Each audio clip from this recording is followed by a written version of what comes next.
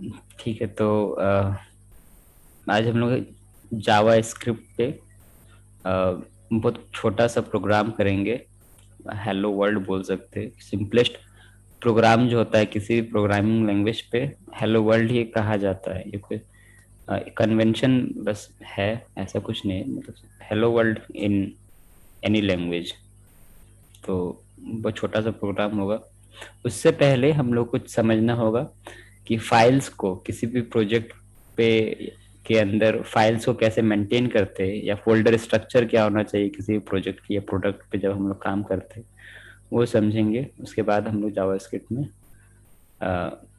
Move करेंगे।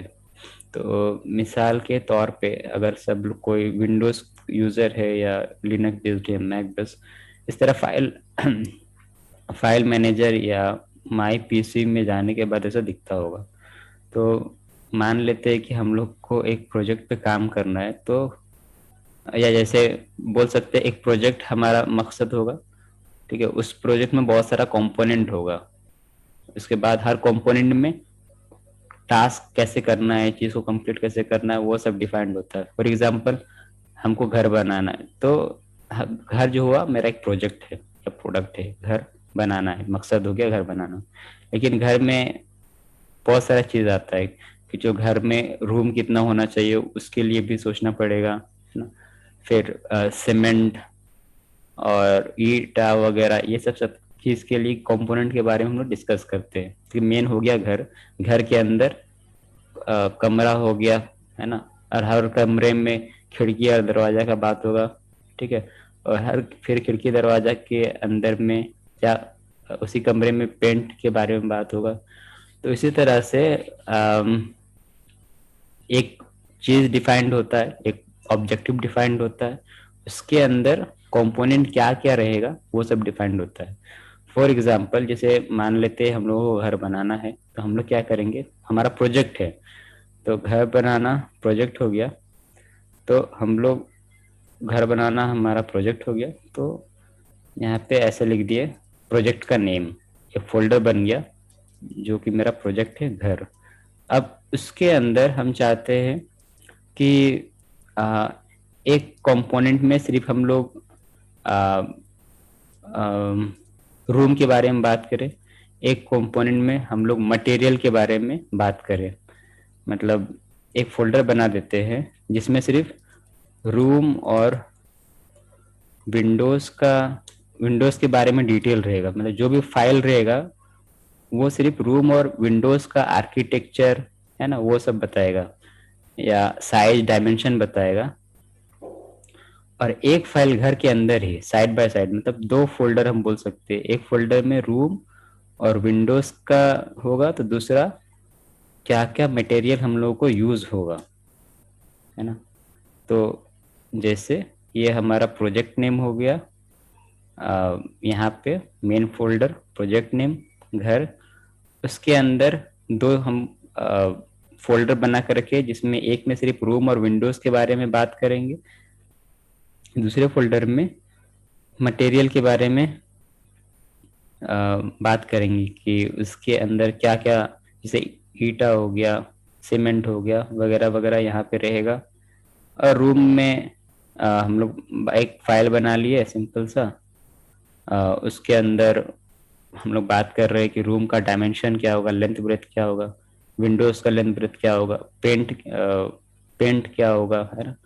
ये सब और भी अगर हम चाहते तो कंपोनेंट ऐड कर सकते हैं। पार्टिकुलरली मान लो पेंट के बारे में, अगर हम सिर्फ पेंट का बात करना, एक फोल्डर बनाते हैं जहाँ पे बस पेंट का बारे में बात होगा कि खिड़की का पेंट क्या होगा, दीवार का क्या होगा, किस रूम का पेंट अगर अलग होना है तो वो क्या होगा, है ना।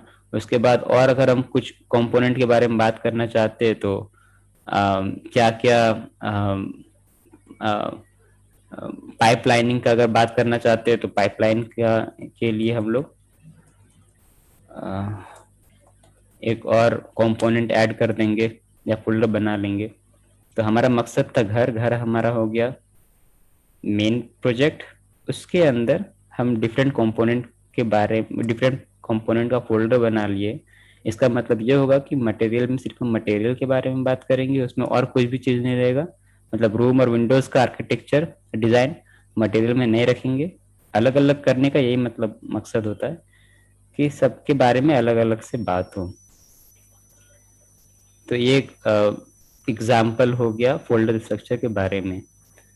तो हाँ, अब ये जो हमारा फोल्डर है, घर है, मेन फोल्डर बोल सकते हैं, यही हमारा प्रोडक्ट है। इसको अगर हम लोग रीनेम कर देते हैं, या प्रोजेक्ट है, मान लेते हैं ये हमारा प्रोजेक्ट है, आवर प्रोजेक्ट। ठीक है, ये हमारा एक वर्किंग साइट हो गया, इसी जगह पे सारा काम होना है। तो इसको एक वर्किंग साइट, एक इस नाम पे बोल सकते हैं एक वर्क स्पेस बनाना होगा। ठीक है, जहाँ पे सब कुछ काम होगा। तो वो जो वर्क स्पेस है, हम लोग बोल सकते हैं यहाँ प्रोग्रामिंग करना है सब कुछ, तो हम लोग वहाँ पे बोलेंगे कि हम लोग एक वर्क स्पेस बना रहे हैं। वर्क स्पेस बनेगा किसी आईडीई से, जहाँ से सारा कोडिंग होगा। ठीक है, तो अगर मिसाल के तौर पर अगर हम अभी हम लोग यूज कर रहे हैं आईडीई एडिटर बोल सकते हैं, वो वीएस कोड होगा। लेकिन वीएस कोड में अगर हम ओपन करेंगे सबको, ठीक है, जैसे वीएस कोड ओपन किए तो हो सकता है उसमें सारा ये फोल्डर आ जाएगा। लेकिन मेरा साइट की प्रोजेक्ट क्या है, सिर्फ ये फोल्डर। तो हम इस फोल्डर को सिर्फ वीएस कोड के साथ इसको ओपन करेंगे, तो इसके अंदर बस जो भी चीज़ है वही वीएस कोड में आएगा। तो वीएस कोड के साथ ओपन करने के लिए दो तीन तरीका है। सबसे पहले हम अपने प्रोजेक्ट पे ऐसे होवर करेंगे, माउस ले जाएंगे, राइट क्लिक करेंगे और ओपन, यहाँ पे ओपन विद वीएस कोड कहीं पे नहीं है, तो यहाँ पे ओपन विद अदर एप्लीकेशन है, इसको सेलेक्ट किए। जो भी चीज़ इंस्टॉल्ड है वहाँ पे ऑप्शन दे देगा। अगर ऑप्शन यहाँ पे नहीं दिया तो वी ऑल एप्लीकेशन में जाके वीएस कोड सेलेक्ट कर लेंगे। इसके लिए वीएस कोड इंस्टॉल होना चाहिए, तो अगर इंस्टॉल नहीं है तो पहले इंस्टॉल कर लेंगे। उसके बाद ये चीज़ करेंगे, पहले होवर करेंगे माउस पे अपना जो प्रोजेक्ट है उस पर, फिर ओपन विथ वीएस कोड को सेलेक्ट करेंगे। तो ये जो प्रोजेक्ट होगा ये हमारा एक वर्किंग साइट, वर्क स्पेस बन जाएगा, ये पूरा फोल्डर इस। ठीक है,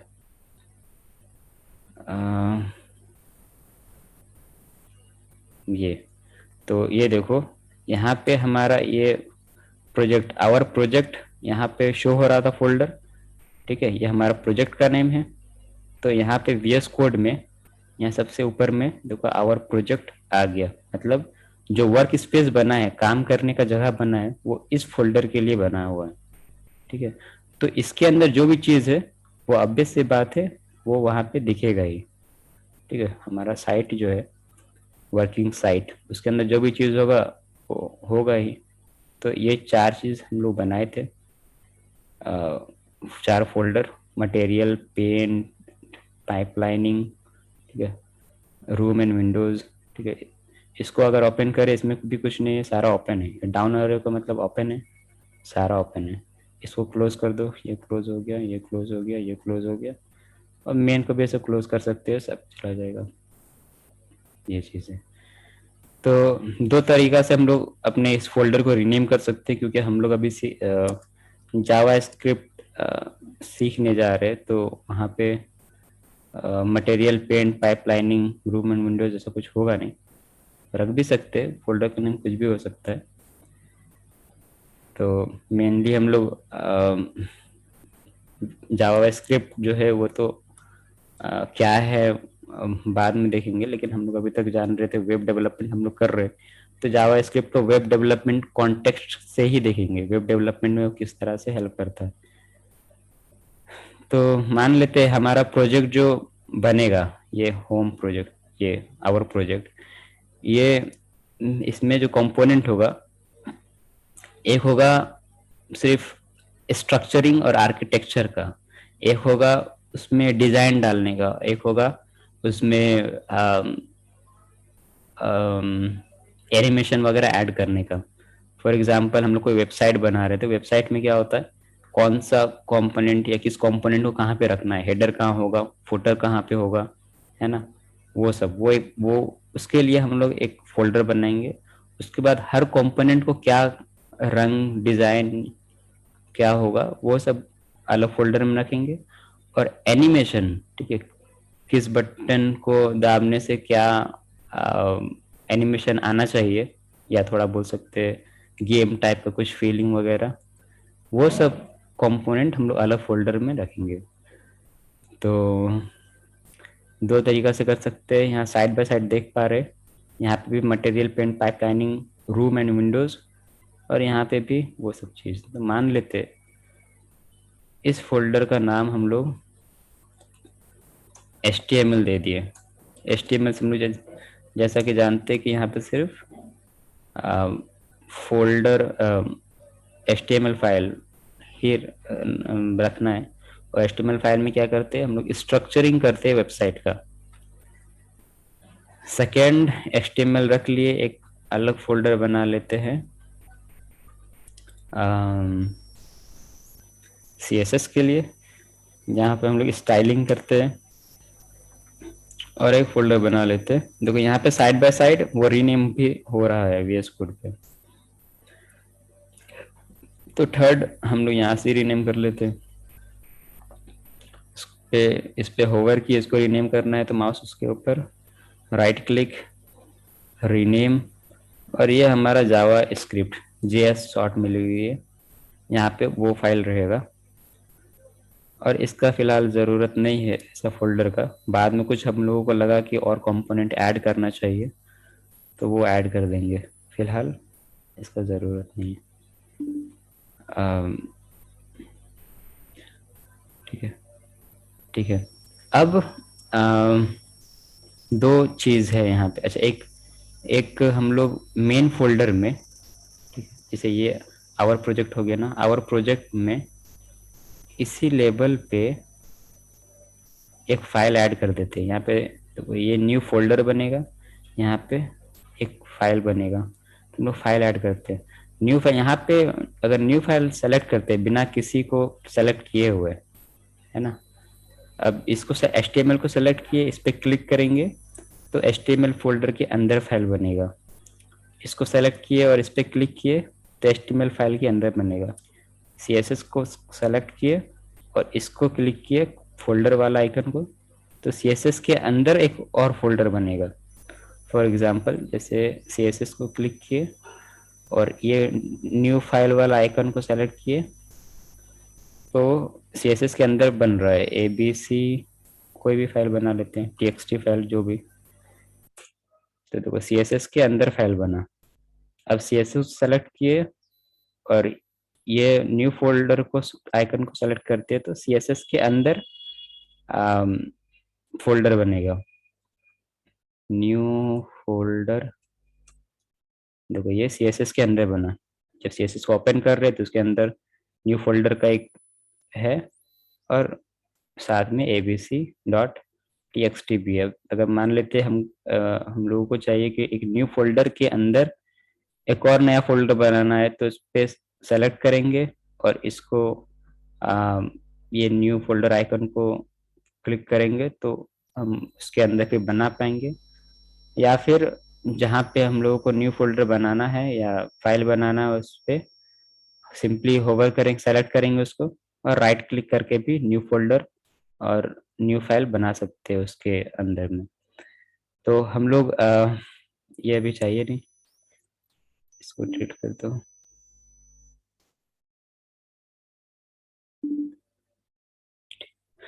मेरा जो वर्क स्पेस है, मतलब आवर प्रोजेक्ट जो मेन फोल्डर है, हम चाहते हैं कि एक फाइल ऐड करेंगे वहां पे, जो भी सीख रहे हैं, जिसपे बोल सकते हैं एक रफ वर्क करना चाह रहे हैं। एक रफ वर्क के लिए एक छोटा सा फाइल या एक फाइल बना के रखना चाहते हैं, जो भी हम लोग सीखेंगे वहाँ पे नोट करते रहेंगे। ठीक है, वैसे रफ वर्क फाइल को हम लोग जनरली मार्कडाउन फाइल बोलते हैं, जिसका एक्सटेंशन MD होता है।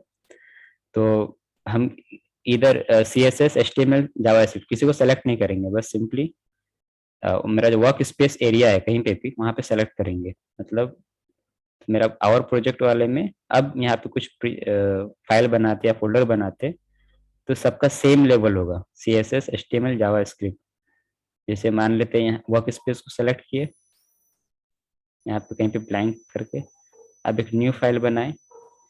ठीक है, वर्क स्पेस पे हम एक फाइल बनाते हैं जिसका नाम रहेगा readme.md। ठीक है, फाइल का नाम है readme.md, मतलब मार्कडाउन फाइल। ये बन गया। अब एक और फोल्डर बना लेते हैं ये दिखाने के लिए यहाँ पे। हाँ, तो हम वर्क स्पेस में सेलेक्ट करके न्यू फाइल बनाए थे, तो हमारा ये जो है सारा एक ही लेवल में आ गया। CSS HTML जावास्क्रिप्ट readme, ये readme.md किसी के अंदर नहीं है, एक ही लेवल में। यहाँ पे भी देख सकते हैं आवर प्रोजेक्ट जो हमारा फोल्डर था, इसको VS कोड में ओपन किए और VS कोड के अंदर जब हम ये readme डॉट बनाए, सारा एक ही लेवल में CSS HTML जावास्क्रिप्ट और readme.md। तो जो भी ये हो गया, फाइल बन गया। अब readme.md फाइल है, कोई भी फाइल हो सकता है, बस हमारे वो रफ वर्क के लिए बस ऐसा कन्वेंशन लोग फॉलो करते हैं कि readme.md मार्कडाउन फाइल पे रफ करते हैं, क्योंकि इसमें थोड़ा अच्छा लगता है, इसका कुछ अपना लिखने का सिंटेक्स होता है। फॉर एग्जांपल अगर हम लोग स्लैश स्लैश स्लैश ये करें और लिख दिए आवर प्रोजेक्ट, तो ये हेडलाइन के जैसा काम करेगा। इसको सेव कर देते हैं और उसके नीचे कुछ भी लिखते हैं, दिस इज आवर प्रोजेक्ट। इसको सेव कर दिए। इस टैब जब हम राइट क्लिक करके ओपन प्रीव्यू करेंगे तो ये इस तरह से डॉक्यूमेंट टाइप का हम लोग को नजर आएगा, है ना। तो इसीलिए readme.md को रफ वर्क यूज किया जाता है, क्योंकि वो जब उसको फॉर्मेटिंग करते या प्रीव्यू करते तो एक फॉर्मेट में सब कुछ अच्छे से नजर आता है, हेडिंग सब हेडिंग वगैरह अच्छे से।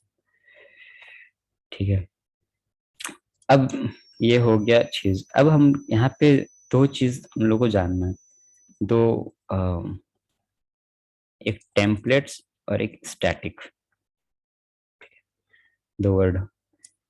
यहाँ पे टेम्पलेट का एक बेसिक मतलब हो गया कि टेम्पलेट का मतलब जो होता है, टेम्पलेट का मतलब ही होता लेआउट।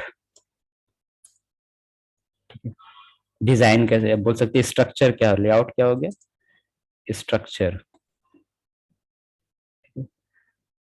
और स्टैटिक का मतलब हो रहा है विच इज नॉट डायनेमिक, मतलब बोल सकते हैं कि एक ही जगह पे है या इसका कुछ काम नहीं है, वो उसमें कोई डायनेमिक चीज नहीं हो रहा है, तो वो स्टैटिक हो गया।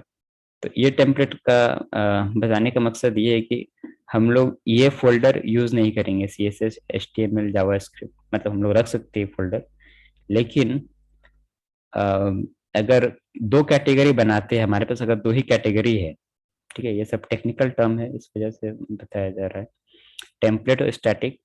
तो देखेंगे CSS किस कैटेगरी में आएगा, टेम्पलेट में आएगा या स्टैटिक में आएगा, HTML टेम्पलेट में आएगा स्टैटिक में आएगा, जावास्क्रिप्ट टेम्पलेट में आएगा स्टैटिक में आएगा। तो जनरली HTML जो होता है वो डायनेमिक चीज होता है। ठीक है, डायनेमिक का मतलब डायनेमिक क्यों होता है, ये HTML जो है इसको डायनेमिक कंसिडर करते हैं। ठीक है, डायनेमिक का मतलब हुआ नॉट स्टैटिक।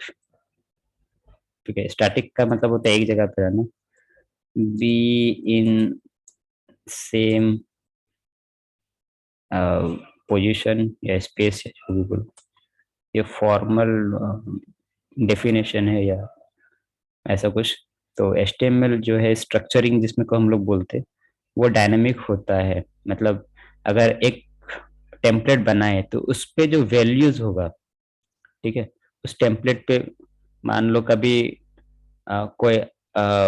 कोई अपना नाम लिख रहा है, कोई किसी और का नाम लिख रहा है, तो वो जो टेम्पलेट हुआ HTML, वो कोई P टैग पे कुछ और लिख दिया, कोई कुछ और लिख दिया, तो वो टेम्पलेट जो होता है वो स्टैटिक नहीं, वो डायनेमिक, इसीलिए इसको डायनेमिक बोलते हैं। ठीक है, तो इस वजह से टेम्पलेट डायनेमिक होता है कि उसके अंदर जो वैल्यूज या कंटेंट जो होता है वो डायनेमिक हो सकता है अलग अलग चीज में। तो हम लोग टेम्पलेट जो है वो हमारा टेम्पलेट्स मतलब HTML जो है वो टेम्पलेट वाले कैटेगरी में जाएगा। और अब मान लेते हैं कि एक बार वेबसाइट बन गया, उसके अंदर कंटेंट चेंज हो सकता है। ठीक है, जैसे फॉर एग्जांपल फेसबुक, फेसबुक का जो जब हम लोग ओपन करते हैं तो देख सकते हैं किसी डिजाइन मतलब टेम्पलेट उसका सेम है, एक तरफ मैसेज का आइकन बना हुआ है ना, सारा सेम है। उसमें लेकिन वैल्यू चेंज होता है। अगर कोई एक आता है जॉन डो नाम का, वो साइन इन करता है तो उसका वहां पे प्रोफाइल पे जॉन डो दिखाता है। अगर हम साइन इन करेंगे तो हमारा नाम दिखाएगा। ठीक है, तो टेम्पलेट चेंज हो रहा है, लेकिन वो जो कलर है मान लेते या फिर एनिमेशन है, क्लिक करने में जिस तरह से स्लाइड होके नेविगेशन बार खुलता है, या जो कलर है वो दोनों वैसा का वैसा ही रहता है, बस वैल्यू चेंज होता है। तो इस वजह से टेम्पलेट को डायनेमिक बोला गया, जबकि उसका जो एनिमेशन है और जो कलर है या स्टाइलिंग है वो सब सबके लिए सेम होता है, इस वजह से इसको स्टैटिक बोला गया। तो ये समझ में आ रहा है कि हम लोग जानते हैं कि जो स्टाइलिंग पार्ट होता है वो CSS से होता है। स्टाइलिंग पार्ट जो है वो CSS से होता है ना। तो अब CSS चला जाएगा, और CSS चेंज नहीं होता है, जो सबके लिए एक जैसा ही होता है। तो इसको हम लोग स्टैटिक कैटेगरी में रख देंगे। और जो एनिमेशन है एनिमेशन, वो जावा स्क्रिप्ट से होगा, ये भी सबके लिए एक जैसा ही होता है, इसको भी स्टैटिक। तो हम लोग अपना फोल्डर स्ट्रक्चर थोड़ा चेंज करेंगे, मतलब अब दो ही फोल्डर हमारे पास होगा, एक होगा स्टैटिक नाम का फोल्डर और एक होगा टेम्पलेट नाम का फोल्डर। टेम्पलेट फोल्डर में हम लोग अपना HTML कोड रखेंगे, और स्टैटिक फोल्डर में CSS और जावा स्क्रिप्ट। ठीक है, तो ये क्या करते हैं, वर्क स्पेस पे दो फोल्डर बना लेते हैं, टेम्पलेट टेम्पलेट्स। ठीक है, और HTML को इसके अंदर ले जाते हैं, या अंदर नहीं ले, सिंपली अंदर भी नहीं ले जाते, इसको रखते ही नहीं। जो भी फाइल बनेगा HTML का, मतलब क्योंकि इसका वजह, इसको HTML को इस फोल्डर के अंदर नहीं ले जाने का मकसद ये है कि इसके टेम्पलेट वाले कैटेगरी में सिर्फ HTML ही आया, मतलब जो भी HTML फाइल बनेगा वो टेम्पलेट के अंदर ही जाएगा। तो अब टेम्पलेट के अंदर कोई अलग से HTML फोल्डर बनाने का मतलब नहीं रह जाता, तो इसीलिए इसका ज़रूरत ही नहीं है। अब जो भी हम लोग HTML फाइल करेंगे, बनाएंगे, वो टेम्पलेट के अंदर रहेगा। ठीक है, एक और कैटेगरी होगा वर्क स्पेस में, स्टैटिक। इसके अंदर दो चीज होगा, स्टैटिक वाला चीज CSS, इसको ड्रैग करके स्टैटिक पे ऐसा रख दिए। यहाँ पे मैसेज, पॉपअप मैसेज आ गया, are you sure you want to move CSS into static. हाँ, हम लोग चाहते हैं कि CSS को स्टैटिक फोल्डर में चला जाए, क्योंकि CSS जो स्टैटिक है। सेकेंड, जावास्क्रिप्ट को भी हमको स्टैटिक के अंदर ले जाना है, तो जावास्क्रिप्ट से ड्रैग करेंगे और CSS फोल्डर पे ऐसे ले जाएंगे, तो ये हो गया। तो अब हमारे पास दो फोल्डर हो गया, सिर्फ दो ही फोल्डर हो गया और प्रोजेक्ट पे, एक टेम्पलेट का और एक स्टैटिक का। स्टैटिक पे जब हम ओपन करते हैं तो दो टेम्पलेट देख पाते हैं, CSS और जावास्क्रिप्ट नाम पे। फाइल एक्सप्लोरर पे भी हम लोग देख लेते हैं चीज को। पहले यहाँ पे CSS HTML था, अब दो ही फोल्डर है, एक स्टैटिक फोल्डर जिसके अंदर CSS और जावास्क्रिप्ट है, एक टेम्पलेट जिसके अंदर HTML फोल्डर हम लोग नहीं रखे, क्योंकि HTML जो भी HTML फाइल होगा वो टेम्पलेट के अंदर होगा, और एक readme डॉट एमडी जिसमें रफ करेंगे। अब यहाँ पे हो सकता है कि हमारे पास जैसे जावा स्क्रिप्ट का है या CSS है, तो हो सकता है CSS एक रूम के लिए, एक अलग अलग रूम के लिए अलग अलग हमको स्टाइलिंग करना है। ठीक है। तो हम फर्दर फिर सीएसएस के अंदर रूम लिख दिए, इसका मतलब होगा कि रूम का अलग सीएसएस होगा। विंडोज लिख दिए तो विंडोज का अलग सीएसएस होगा, है ना। इस तरह से वो हमारे ऊपर है, हम लोग किस तरह से फोल्डर स्ट्रक्चर करेंगे। सेम जावा स्क्रिप्ट, अगर अलग अलग कंपोनेंट के लिए अलग अलग जावा स्क्रिप्ट होगा तो सिंपली यहाँ पे फोल्डर या फाइल ऐड करते जाएंगे उसके अकॉर्डिंग। सिंपली सेम चीज टेम्पलेट के साथ भी है। अब एचटीएमएल होना है, लेकिन हम चाहते हैं कि हेडर का सिर्फ अलग एचटीएमएल हो, फुटर का अलग हो। बड़ा प्रोजेक्ट में सारा के लिए अलग एचटीएमएल फाइल पे काम होता है, तो उसमें सब फोल्डर हम लोग बना सकते हैं। तो बेसिक अंडरस्टैंडिंग फोल्डर स्ट्रक्चर का ये था, एक प्रोजेक्ट पे कैसे फोल्डर स्ट्रक्चर होता है बेसिकली। फर्दर अब हम लोग H T M L C S S ना करके डायरेक्ट थोड़ा हम पहले जावा स्क्रिप्ट देखते हैं, जावा स्क्रिप्ट पे काम कैसे होता है वेब डेवलपमेंट के कॉन्टेक्स्ट के हिसाब से।